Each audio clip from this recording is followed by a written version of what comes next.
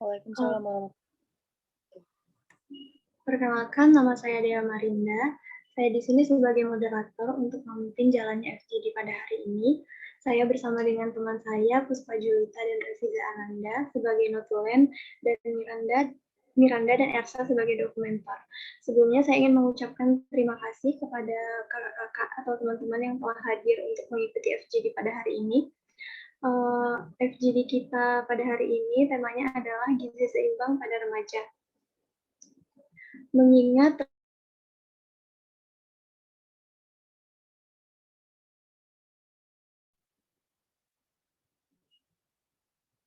mohon maaf, FGD kita pada hari ini adalah gizi seimbang pada remaja, mengingat remaja membutuhkan asupan gizi yang cukup di masa pubertas untuk tumbuh kembang. FGD ini bersifat tidak ada yang benar dan tidak ada yang salah. Siapa saja boleh berpendapat asal tidak memotong atau menyela orang lain saat berbicara. Langsung saja ke pertanyaan pertama. Menurut kalian, apa yang dimaksud dengan gizi seimbang? Untuk yang ingin berpendapat, silakan speak up atau raise hand.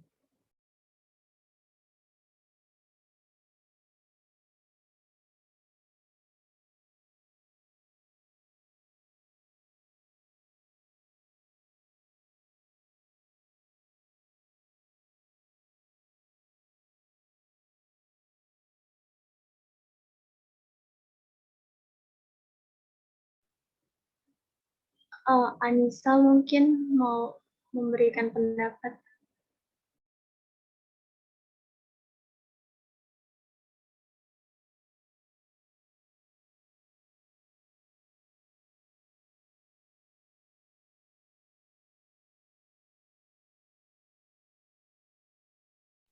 Dini, saya persilahkan untuk memberikan pendapat.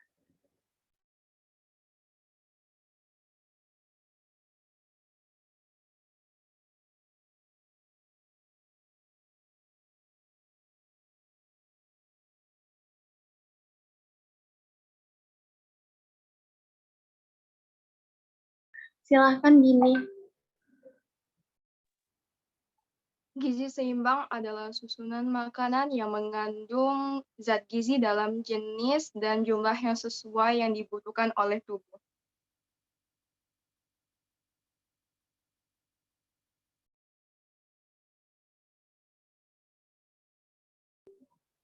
Cukup ya. Tadi ada Elizabeth yang raise hand, silahkan.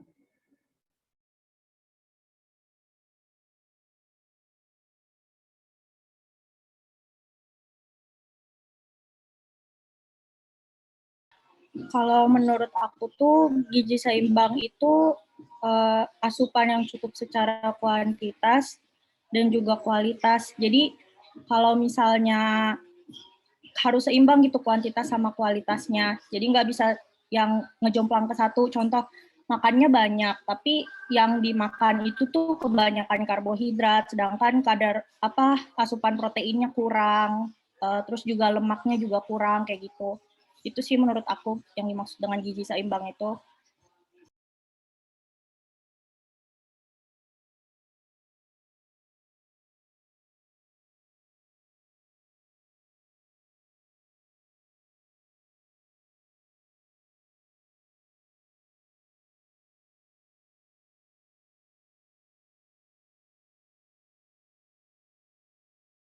Baiklah, terima kasih Elizabeth dan Dini. Selanjutnya, pertanyaan selanjutnya, apa saja sih upaya yang biasa kalian lakukan untuk memperoleh gizi seimbang?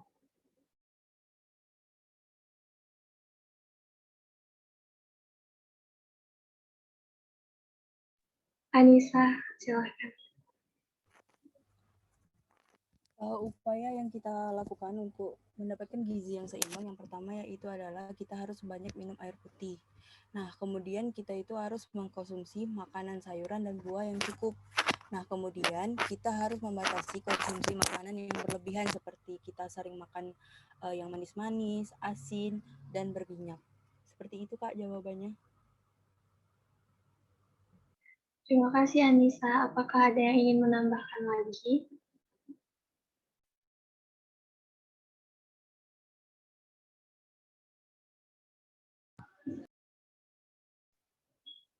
Mungkin Kak Nabila.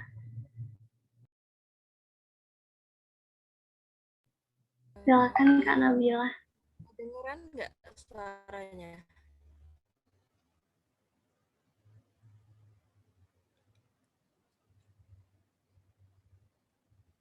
Gimana Kak? Kedengeran nggak suara kakak? Iya, kedengaran. Nah, ya, menurut kakak, upaya yang dilakukan untuk melakukan gizi seimbang itu melakukan pola makan yang teratur dengan makanan yang bergizi tadi, yang lengkap. Jangan tadi yang sudah dibilang oleh si Elizabeth tadi, jangan makan yang banyak, isinya tuh cuma karbohidrat aja, tapi harus dilengkapi dengan protein, vitamin, dan sebagainya. Itu menurut kakak.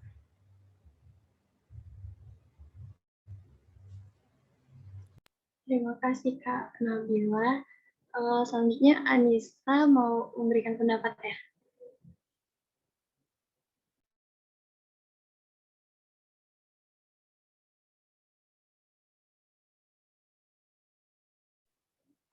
Anissa.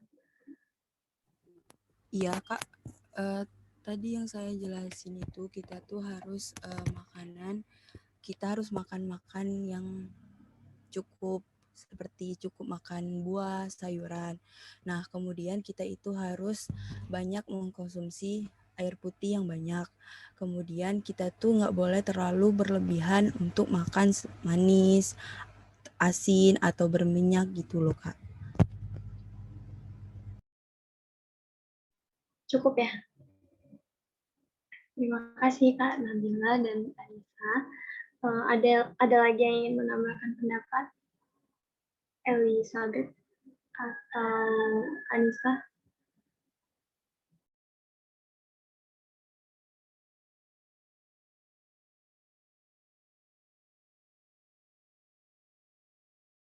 Aku mau nambahin satu, biasakan untuk baca label pada kemasan makanan dan minuman. Karena kalau misalnya asal sembarangan beli tanpa tahu apa kandungan gizi yang ada di situ, berapa banyak karbohidratnya, lemaknya, atau lemak jenuhnya, itu sama aja bohong sih walaupun niat diet. Belinya kelihatannya, oh sehat nih produknya, depannya gambar jagung misal, tapi kita nggak merhatiin apa kayak kandungan-kandungan gizi kan ada tuh biasanya di belakang kemasan, kita nggak perhatiin itu persenan-persenannya. Jadi itu sih, biasakan untuk baca label pada kemasan makanan dan minuman. Sekian, terima kasih.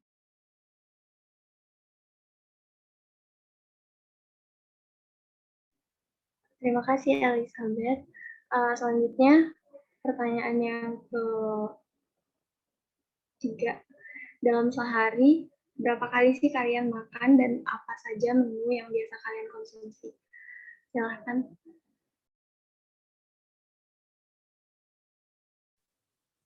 Izin menjawab, moderator. Ya, dipersilakan Fadila. Jadi dalam sehari, kita dianjurkan untuk makan 3 kali sehari. Sarapan atau makan pagi, makan siang, dan makan malam. Kalau saya sendiri untuk sarapan biasanya hanya makanan-makanan yang bersifat ringan saja. Kalau untuk makan siangnya baru makanan berat seperti nasi dengan lauk pauk dan sayuran. Kemudian untuk makan malamnya, saya ganti dengan makannya di jam sore. Jadi tetap makan makanan berat, tapi jamnya di sore hari, bukan makan malam. Terima kasih, moderator. Terima kasih kembali Fadila. Anissa ingin menambahkan pendapat.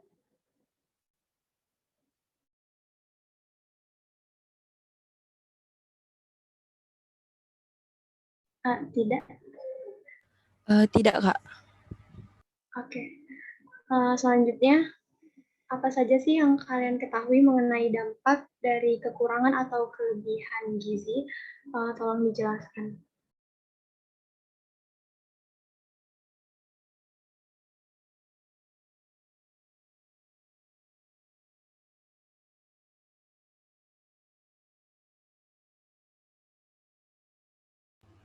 Mungkin Mei mau. Menjawab. Iya, Anissa silahkan. Untuk kita yang biasanya kekurangan gizi itu terkadang kita itu pertumbuhannya akan menurun. Kemudian sekarang kan lagi masa pandemi kan, nah imunitasnya pasti menurun kalau misalnya gizi kita kurang. Kemudian kita terjadinya gangguan. Nah untuk kelebihan gizinya yaitu kita terjadinya obesitas Kak, mengalami kegemukan. Menurut saya itu Kak.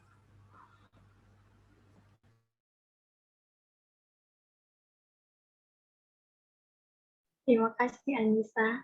Mungkin Mei ingin menambahkan pendapat.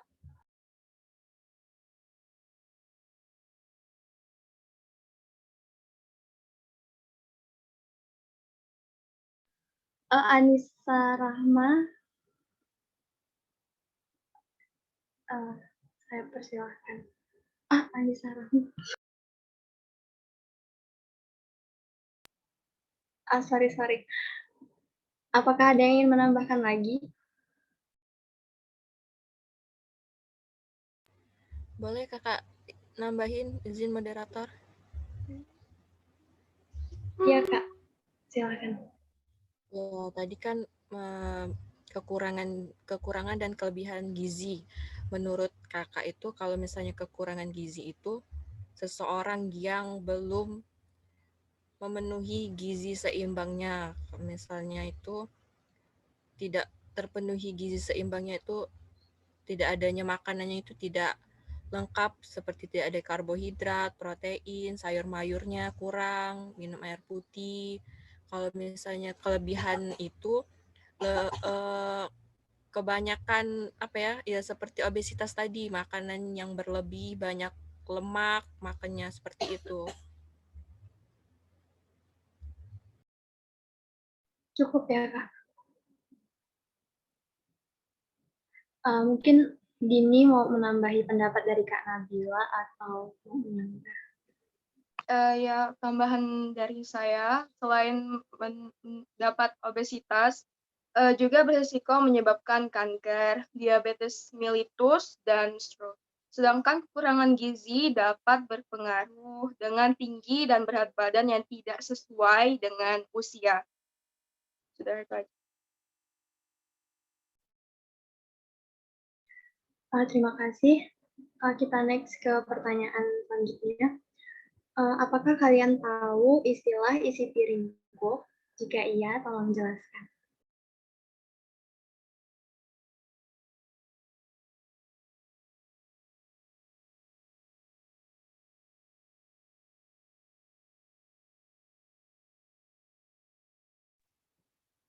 Ada yang ingin berpendapat, silahkan speak up.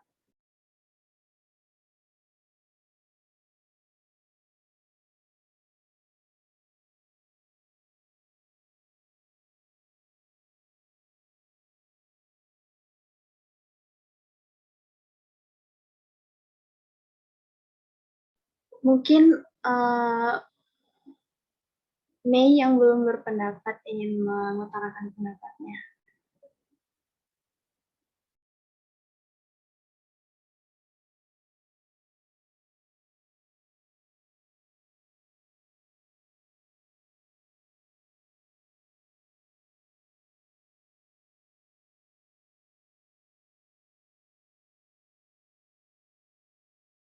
Saya ulangi lagi ya pertanyaannya. Apakah kalian tahu istilah isi piringku? Jika iya, tolong jelaskan.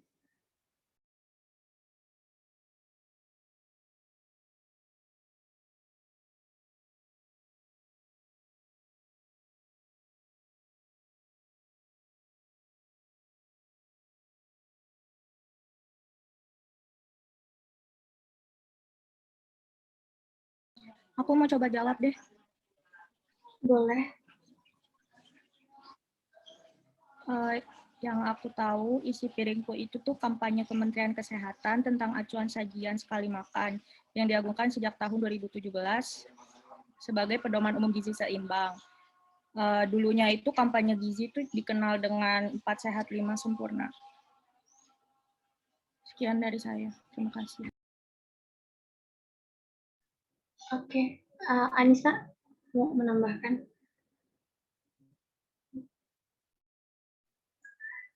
Cukup ya. Pertanyaan yang keenam, apa sih pendapat kalian mengenai diet yang tidak sehat, terutama pada remaja?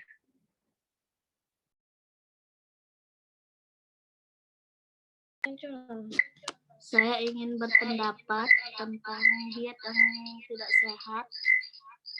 Diet yang tidak sehat itu bukanlah tidak makan sama sekali, tetapi mengurangi porsi makannya dan minum air putih serta olahraga yang teratur. Jika tidak makan sama sekali, justru berakibat fatal yang bisa menyebabkan asam lambung dan sebagainya. Terima kasih, moderator.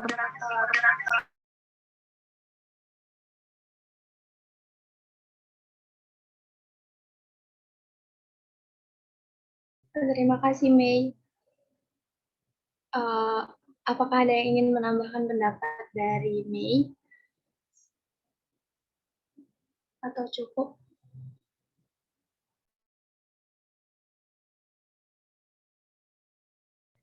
Saya next aja ya. Menurut kalian, seberapa penting gizi seimbang untuk remaja?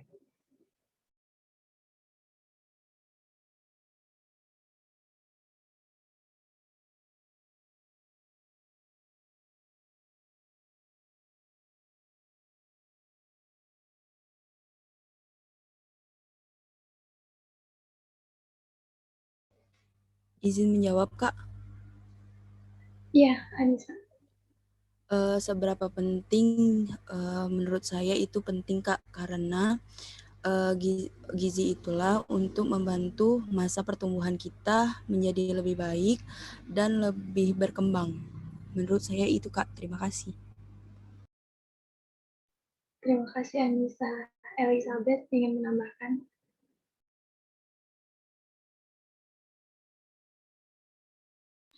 Enggak sih, cukup sama pendapatnya kayak Anissa tadi. Oke. Pertanyaan yang selanjutnya ya. Apakah kalian mengetahui apakah kalian mengetahui porsi nasi yang seharusnya dikonsumsi oleh remaja dalam satu hari?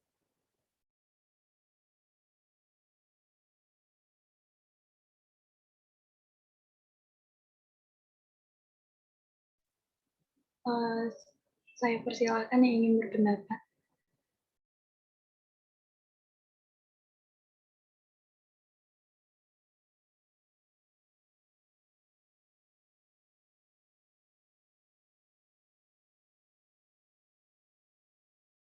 Elizabeth ingin memberikan pendapat?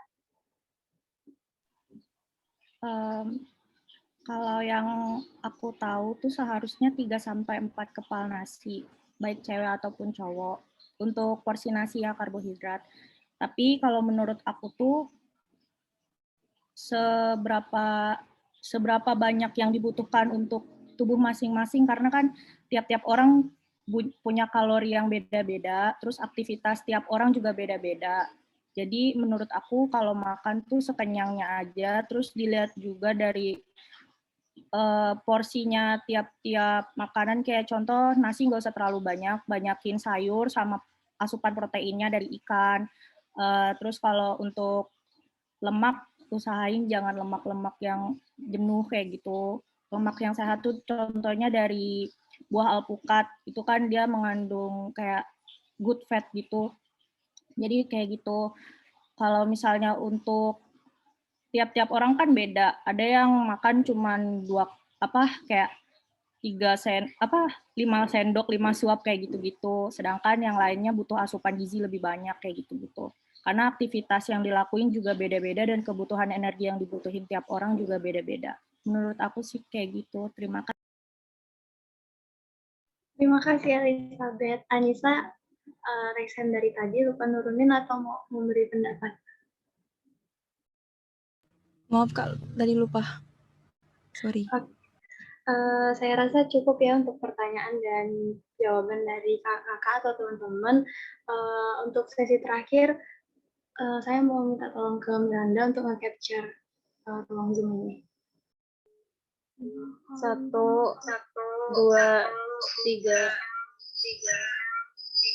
1, 2, 3. 1, 2, 3. Terima kasih. Terima kasih ya kakak-kakak sudah berpartisipasi dalam FGD hari ini. Mohon maaf apabila ada kesalahan dari saya maupun dari teman-teman saya. Saya akhiri, wabillahi taufiq wal hidayah. Wassalamualaikum warahmatullahi wabarakatuh. Waalaikumsalam. Waalaikumsalam warahmatullahi wabarakatuh. Yang mau silakan. Terima kasih ya Kak.